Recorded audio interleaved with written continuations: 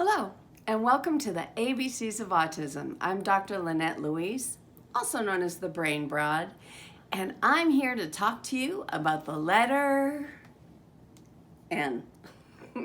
So we're going to do the letter N, but more like a stutter, because I have two subjects and I couldn't separate it and decide which one I wanted to do.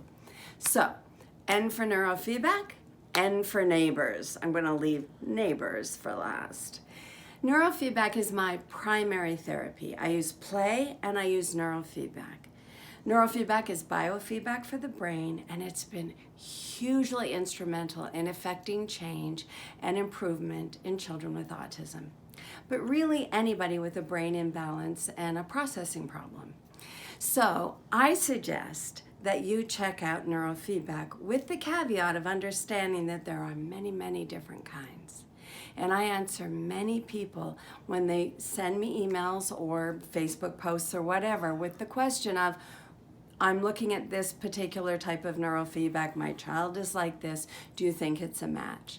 I don't always have a clear and easy answer because sometimes I don't know that practitioner, but I will try to help you, I promise. So reach out to me if you want some guidance on the neurofeedback world, and if you want to understand what it is, because I'm not going to take the time to explain it right now.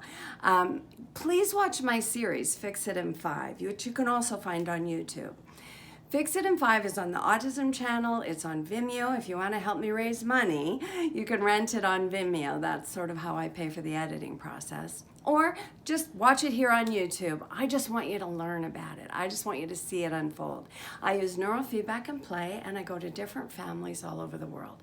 The episodes that are up right now are when I traveled to Uganda to help a little girl with autism and seizures. Commercial over. Let's talk a little bit about neighbors. Whenever people say to me, gosh, it must have been difficult raising 8 children, 6 adopted, 4 on the spectrum of autism with multiple handicaps or challenges, however you like to hear it said, my answer is, well, it was busy. And there were lots and lots of times where I cried and I made mistakes and I tried other people's methods and they didn't resonate with me, and I had to roll it back and trust myself. But parenting was like that anyway. Parenting my perfectly neurotypical teenage daughters felt exactly like that as well. So what was it that really made raising all of those children and all of those challenges difficult? It was the neighbors.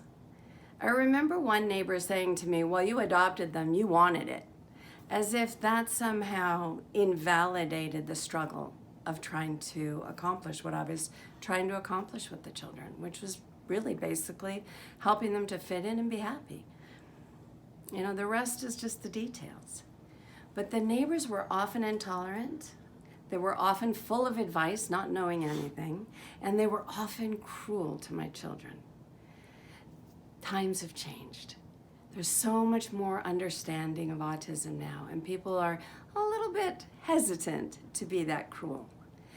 But they're often speaking that way in front of their children, and part of the reason that your children may get bullied in school. So I want you to share this with your neighbor. Not only do the children with autism listen to everything that's said about them, but now I'm talking to the neighbors. Your children listen to everything that's said about the child with autism. So please, don't perpetrate this horrible behavior upon the autistic child through your child. Don't pass that along. Let's stop it now. This was the letter N for neurofeedback, but mostly for neighbors.